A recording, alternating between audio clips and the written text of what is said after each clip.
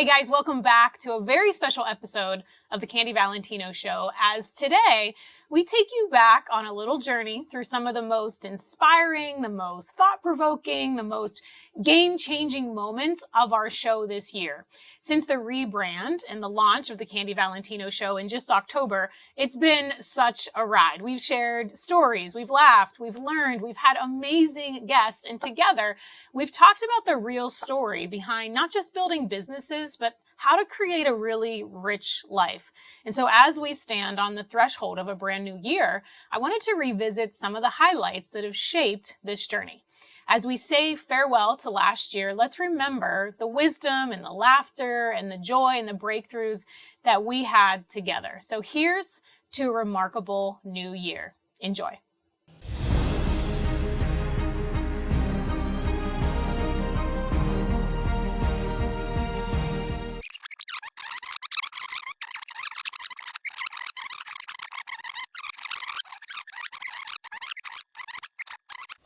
Can't make everyone happy. So it doesn't bother me at all because I can't make everyone happy. Am I happy? Yeah, I'm happy. Well, then who cares what they're saying? Yeah. I don't personally. Now, a lot of people mistake that because of course I want to be liked. Of course sure. I want everybody to like me and think I'm funny and all this and all that. But if they don't, I'm not affected. Right. Other people, they crave wanting to be liked and needed and respected. And if they're not, it destroys them. Yeah. That's because they don't realize that they're an option. Like you can choose you to be happy. What do you think people would say if I said, I'm number one in the world to me? I'm the most important person in my life. How does that sound to you? Well, to me, I think other people would be like, "Oh my gosh, is his kid's not important? I is can't his believe wife? he said that. I'd hate to be married to that guy." Right? Yeah. That's my point. Like, dude, right. They're wrong. They're incorrect. You should be the most important person in your life. And when you think about it, like anyone, especially people that have kids, if you're, I don't know about your family situation, but like with me, if my dad would have been happier, of course, your childhood's happier. If your mom's happier, your childhood's happier. So you become then a product of that environment. Because otherwise, if you grew up in a horrible environment where nobody is happy, then you just perpetuate that for years until you realize that you're repeating a pattern. But if you grow up in a happy environment, then you're going to go seek the happy environment. So I love that you said that because it's important. It's not selfish. You're actually doing it for other people that you care about so that they can have a happy life and a happy experience. That's what I'm hearing. Well, 100%. Yeah. So again, dude, think about it. If you really, really want to care so much about others, care for yourself more. Yeah. It's just like, if you want to get more, coincidentally, you give more. Yeah. It's the same thing. Like, it's so ironic. Like, to get more, I have to give more. That makes no sense. It is a little bit, ironic, but that's the truth. You want more, give more. If you want to have other people like you better, like yourself better. What makes you happy now? You've achieved all of this. You've built the big company. You seem like a really happy guy. What are you doing all of this for still? Well, because I'm still not where I want to be. Just like, if I get up in the morning to head to the bathroom, I don't stop in the kitchen. Yeah. I continue to go where I'm going. Why? Well, because I don't want to piss in the kitchen. But, at the end of the day, I have more to do. I'm nowhere near where I wanted to be. I naively assumed I'd be so much farther ahead than where I'm actually at. Now, a lot of people will say, well, Brad, that's being a little bit selfish and ungrateful and blah, blah, blah, blah, blah. But again, it goes back to what I said earlier. I don't care what they're saying. In relation to the potential, I'm nowhere near where I should have been, could have been, and need to be. So when you say what keeps me going, dude, I'm going here. And until I get there, I'm not stopping unless I die. Mm-hmm. And if I die, someone will be like, oh, it was so sad. He was never happy his whole life. I'm happy every day. Yeah. You can take it one baby step at a time. You don't have to believe 100% or go for it 100%. You just need to be in like the 51% mode to start planting the seeds, to start taking action, because confidence is built over time. But it's unbelievably important that you are visible, and here's why. Every day that goes by that you're not making yourself visible to the people that you can help is another day that those people are going to go buy from someone else or partner with someone else or listen to someone else or follow someone else that isn't as good as you and doesn't care as much as you, simply because you're too insecure or worried about what you look like or what you sound like or people judging you, so you're not putting yourself out there.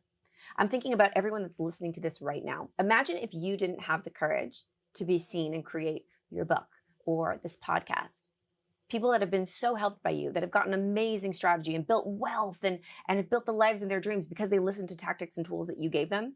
Imagine if they didn't have that because you were too scared to be seen. Yeah. So it's not about you, the person that's listening. I'm talking to you right now. It's about HOPE is my favorite acronym. Help one person every day. So every time that I get afraid to put myself out there, which I do, and I'm actually marketing a book right now, which is the most vulnerable thing in the entire world. It really is. It's a whole nother level for me. And I've been seen on every level that there is. This is a new level. So I'm using this acronym every day. And when I wrote the book, I was using this acronym because I'm thinking about the one person. Mm-hmm. It's not about me. The reason that we get so insecure or so afraid is because we're worried about what we look like or what we sound like, or if we're good enough, or if everyone's going to like what we have to say. When really, if we're talking to somebody and giving them information that they need, it's not about you. It's about that other person, that one person that maybe needed to hear what you had to say that day. Yeah. So when I wrote my book, you'll read it, you'll understand what I'm saying because I'm talking to one person while I'm writing this book. How can they do it better? So goals are something you're trying to achieve. And I think of a goal as something where you either want to do something new or make a big change. You want to think about the specific end results. And I think that the easiest way to do it is to really be thinking about what's new and what's different. What's new and what's different. What I'm finding for most businesses I work with is their big priorities are in the strategic goals. Because everything keeps changing. It's like that we can't stop the external world from changing. Right. And so as that keeps happening, right, the technology keeps changing, and what your clients really want keeps changing, and your competition keeps changing. Just everything keeps changing. And so, those strategic goals are super important. I love that. Yeah, I mean, change is inevitable. I don't know whose quote it is. Change is inevitable, but progress is not. Oh, He so loves these. yeah. This is weird, right? That people hear about it but don't do them often. So I get up in the morning. I get up at 5:30. At about 6:25, I wake my son up. We've paused it as of late because of a certain reason with him. But it's like for a year and a half we've done this straight until the last 3 weeks. And it's just because I got to get him to understand why he's doing it. Mm-hmm. I don't want to force him to do it, right? But 6:25, 6:30, we're out of our house. We go to the top of a hill near our house. This hill you can see around for miles. We do a little circle, breathe the day in. We hold hands and say we're grateful for it. And we pray to God, thanking for what we have. We're grateful for these things. We thank who gave it to us. Walk back down the hill of a cold plunge, 48-degree water. We go into our neck for 2 minutes. It's never fun. It's never fun. Yeah, it's so good. It doesn't get any easier. Oh my son goes, "Was it going to be easier?" No, never. get easier, man. Every day. It's so good though. Every time. And when it gets cold, we just go to the pool. So I actually just recently drained it. We're going to be using the pool because when the pool gets about 55-ish, we can do it. Yeah. And then it'll get colder over time. Then from there, we go into the area where the gym is at and we lay on the ground. We hold like a little kind of space and we put this phone down. We do a lead meditation on YouTube. Okay. A woman named, I don't know, Boho Beautiful or something yoga. It's the only one we've tried a bunch. She's the one. Boho Beautiful. Go look it up. So we go, we do it's a lead meditation, 10 minutes. Yeah. We get up, I give him a hug, tell him I love him, we're off for the day. About 43 to 45 minutes, depending on how fast we're up and down the hill. But that's the routine. And so it gives us time to kind of get through hard stuff, grateful for the day, what we got going on. We get to embrace each other, have some time, and we're off. But it centers me. Yeah. And so I've actually felt a little wonky with us not doing it. The thing for him is, in any relationship, you can't want more for someone than they want for themselves. Mm-hmm. And I started this, first off, forcing him to do it because he's too soft. In a sense of he wants to play football, and football's not a soft game. And I think sometimes as parents, we rob our kids of our hardships, their hardships. Yes. So I feel like his life is so privileged. I need to create and make up, and manufacture some kind of difficulty. So I did it. And after a while, I got to the point, he was just kind of he didn't enjoy it. And I didn't want to cause problems, so I stopped for about a month. And then he goes, "Dad, can we do it again?" It's cool, we'll start doing it again. We started doing it for the last year. And then recently, you could see, he wasn't engaged. And I go, "Dude, what's going on? You want to do this?" "Yes." I said, "Why are you doing this?" He goes, "I don't know." I go, "Let's pause so you don't know why you're doing it." So we're paused. So when he finds out why he's doing it, we'll kick it back on. I still get up at the same time. I just kind of putz around the house. I don't want to get the water by myself. I probably will, but I'm giving him that window for him to kind of make it his idea. I want him to want to do it. Yeah. But I love doing it. It's time to spend with him privately. Like it's good to have that kind of relationship connection. But that's the routine. That's cool. Yeah. And it's interesting too with kids. It's like people think parents, especially well-intended, good parents that care about their kids, they want to give them everything. Can't. But you don't realize that you're robbing them of the one thing that they actually need to be successful in anything in life, which is adversity. So that them to learn that they can overcome any challenge that they're ever facing. Yeah. So I love that you guys are doing the hard things. Hopefully he'll come around. Yeah, he'll get there. I'm the parent people don't get some. So I coached kids in football this last year, and we legitimately had parents send anonymous emails of like, Coach Trucks is so mean, and he berates the kid. I'm like, first off, I don't berate anybody. Yeah. And nobody in my life do I. I said, I'm just telling your kid things he doesn't want to hear, which is it's a tough game. Or I would ask, I'm like, hey, do you want to play? Because we have kids that go, I don't want to go in the game. Yeah. Why are you playing then? Right. And I said, it's okay for you not to, but go find something that fits you. Yeah. Like don't be here and endure this if you don't have to endure it, right? But if you're gonna be here, I'm gonna hold you to a standard. That's right. Before the season even started, I did a 15-minute control. I said, control. Not freedom though. Not freedom. People say, because think about it. Freedom's interesting. I feel like it's it can lull you to sleep. I feel like you can be free to choose a career that you hate. Yeah. You can be free to be in a relationship that you don't want to be in. You can be free to be whatever it is and look at yourself in the mirror and go, I don't like me every day, right? Control is different. Control means I have discipline. I can control the part of me that doesn't want to do it and still get it done. Control says I can control my emotions in a heightened situation. Control says I can wake up today and choose, I don't want to do that and not do that. Like I control my life to where I get to create my day. I'm in control of my day. There's no one that can come in and go, Aunt, you have to be here at this time and do that or else, right? So I control my life, but I have the freedom to get a job I hate. The freedom to go do dumb stuff, right? Because freedom's not always an amazing thing. And so what I've looked at is I've gone to the different journeys. I've got friends who do a whole bunch of different cool things, millions of dollars and billions of dollars. And some are happy, some are unhappy. And I go, the congruency between the people who are at the most peace and joy, they found control. They have a way to gauge their life. They can control the parts of them that they're the hard ones to control. Because I got it too. Like, I like to eat stupid things, like candy bars, but I can control myself and not eat it. I feel good about myself, right? Yeah. I can control what my day looks like and then do the day and then get back to the day and go, well done, Aunt. I like you. I love you, right? Because what happens is if you can't control yourself or your emotions, what you do, and anybody does, is we'll do things we're not proud of. We then lose respect for ourselves. If I don't respect somebody, I can't love that person. So I won't sacrifice for that person. And I'm talking about an external person, but it's really you. It's really you. So if I fall short of what my control point is, I got a problem. But if I'm free to eat what I want, do what I want, right, you'll do those things. You'll indulge at too many levels, and all of a sudden, you have no control of yourself. So freedom, peace, wealth, it's control for me personally. I love that. And I loved how you touched on peace and joy, because that's really where it's at. That's what I want. I think people really think they want other things. And obviously in a show about wealth and success, we always talk about that. Yeah. But it's so interesting that if that is the only thing you're after, I promise you eventually you'll get there. And you'll have regret. It won't be. It's crazy. I've done that. I was chasing the things and made the money, and then who do you spend it with? What time do you have? Like, I love the fact that I just get up in my house and I hang on my wife and take my kids to school and I come back to practice. I got regular friends that aren't like on jets all the time. We just go talk about stuff and go fishing. Like, there's things that are of life that I think that people, they are enamored by, the fame, the fortune, those things. And I've been around people that have it. I've been at that level of like, hey, look at me, I play in the NFL. And it's not that it's not fulfilling, because you can be in those positions, have amazing fulfillment, but it's not the pinnacle of life. It does, if it doesn't elicit the emotions that you want to have, the feelings, it's not the best thing for you. And for me, I found, like, I just want to be able to go to bed in a bed with a wife who I know loves me, who I trust. I want to be able to go downstairs and my kids say goodbye and say hello when I come and I go, that actually know that I'm there for them.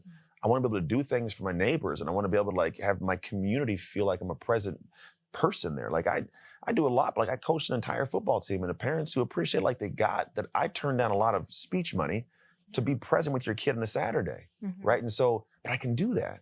And that for me creates a different sense of fulfillment, because at a certain level, all of us can get the fame and the fortune, but it's kind of like, it's called marginal utility. If I have 10 hamburgers, right? And after a while, I'm indulging in hamburgers. I can eat one, still feel good, two, but after the third hamburger, maybe four if you're a crazy person, you go, I can't eat any more ham. I'm full, right? But I want to feel good still. The next way you feel good is by giving them to somebody else who's hungry. Yeah. So at a certain point in my life, I'm like, I'm good. I got what I have. I could retire right now if I wanted to. And I have peace in my house and I have a joyful environment. It's all great. And I go, the next thing that's going to make me happy is, can I give that to somebody else somehow? Or can I create a path and show them how to do their own dark work to get that level for their life? That'll make me feel good. Not that I'm saying I don't want to accomplish things for myself. I still have big goals and dreams, but I'm not less than without them, if that makes sense. That's so good. Thank you so much for coming in and just sharing this. It's been an honor to just have you here. To struggle. I know this is tough for loving parents that are doing their best and want their kids to have a better life. But struggle will teach your kids valuable life skills that will help them accomplish anything. You don't have to just take my word for it. Of course, this is something that I did. I didn't have a lot handed to me. So of course I feel that I can do anything because I was able to make a lot happen because of the struggle, because of the adversity. But you don't have to take my opinion for it. We've actually got all the studies and research to back this up. So I want to share with you some of the research that was found from Drew Heckman, PhD, and Amanda McLean, PhD, from the Boys Town Center for Behavioral Health. They shed some light on why failure and adversity can really be a great teacher, saying, in quote, your child will emerge stronger, develop better coping skills, and learn how to make good quality decisions and accept consequences for poor decision, end quote. Going back to the people who've achieved some sort of success, there's many reasons as to why they might not be happy with what they're sitting with. One can be they never thought about the through part. So getting a business to a certain level and then selling it. I work with a lot of people who have just sold a business for $250 million, and it's the exact same as it's the exact same, Candy, as my Olympian standing on top of the podium. Yeah. Like they feel so empty because so much of their identity is the person who owns insert name of business. Because their entire identity is wrapped up in that. That's why there's an identity crisis with an athlete who's about to retire, or why they stay longer. It's because they don't know what that next chapter is going to be. Who's that next person, version of me? And so that's what I'm trying to come in and do is build up that so that they don't backslide into a lot of very poor behavior. And I mean, I don't know how many pro athletes that, you know, the wealth lady, Candy Valentino, works with, but you should be catching a lot of different sports athletes in their career and after their career so that they're not a part of the 68% statistic in whatever league that is bankrupt or broke within 2.5 years of exiting their sport. That's the stat, 68%. Yeah, it's super high. So and it goes up in some different leagues, right? NFL is higher. Yeah. NHL it's lower. So that I want to, if there's one thing for people to take away from today is really take a look at your goals that you've got and think about to and through. What's the difference in the way that I'm setting things for myself? Is there a difference between have I goal set to something, starting a business, or through something? Something that I like to share with people on stage, Candy, is I don't look at myself as an entrepreneur necessarily. Because it's an identity. I'm going to use identity as a useful way to help people show up on in a role that they have or a specific field. But identities can also trap us. So I've had a career and I'm having a career in business. I'm just transmuting it through entrepreneurial ventures. So I look at myself as being entrepreneurial. You had said something earlier about a lot of people say that they want something, but they don't want to do the work on it. Yeah, I say that's someone wants the noun without the verb. Yeah. A lot of people want the best-selling book. Yeah. They don't want to write the best-selling book or be the type of person who can actually now put content into a book that makes it a bestseller. Right. A lot of people want to have a business. They don't want to do the execution work of running that business, launching that business, right? Because it's challenging. It's hard. It's challenging, yeah. But it's also one of the great forcing functions for personal development if you know that that's what it's there for. So what I know about successful people is they typically have the best tools that they can draw on when in a time of whether it's crisis or challenge or opportunity. And that alter ego model is a great model for you to grab to help you move through the difficult or challenging part of shedding an identity to step into a new one for yourself. So does everyone need the alter ego? No, of course not. Mm-hmm. Still buy the book though. And so I really challenge a lot of business owners to actually double down on their messaging and their branding and figuring out what is it that they stand for? What are their values? How do they want to show up for their audience? How do they want to help their audience solve problems? And being okay with their customers taking longer to make those buying decisions and not writing them off when they don't purchase in the first week. Because old school marketing used to be, if they don't buy within a week, they're dead. They're never going to buy. And that's just not the case anymore. My average customer takes over 30 days to make their first purchase with me. And if I ignored them, my business would be half the size. Yeah, I love that. I love that you know that too, because the KPI, like that's obviously a KPI that you are measuring all the time, that you're watching all the time. Otherwise, if you were all of those old school digital marketing, I always would hear the same thing. You email them for a week. If they don't buy, you either like scrub the list or, just send them a couple value before you sell to them again. And so it's so good to know that. And everyone that's watching and listening right now, if you do not know what your average sales cycle is, that should be one thing that you should deep dive on and try to figure that out to see if that's changing, to Alex's point, and it's taking a little bit longer. Now, how does that apply to long form? Because the hooks that we talked about and getting the conversion and grabbing attention, I mean, I notice some of our analytics are showing that it's like 5 seconds, like 4 to 5 seconds. If we don't capture them in the first part, they're not even getting halfway through.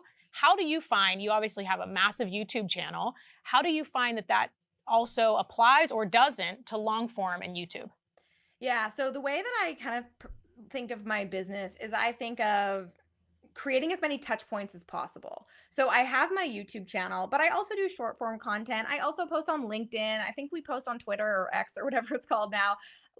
The way I see my business, and by the way, the average customer of mine interacts across 34 touch points on average before they make their first purchase.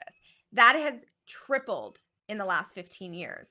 And so again, we tend to think of this old school linear model of marketing. And then I've heard so many people complain that their marketing's not working. And I think it's because we're used to looking at just these very step-by-step metrics, and we're not actually paying attention to what else are they doing in your universe. And so for me, I tend to think of everything that I create on my YouTube channel, Instagram, all my social accounts, all of that is very top of funnel. And I'm like, if we can just get more eyeballs on our stuff, even if they're only watching for 5 seconds, we try to test different hooks.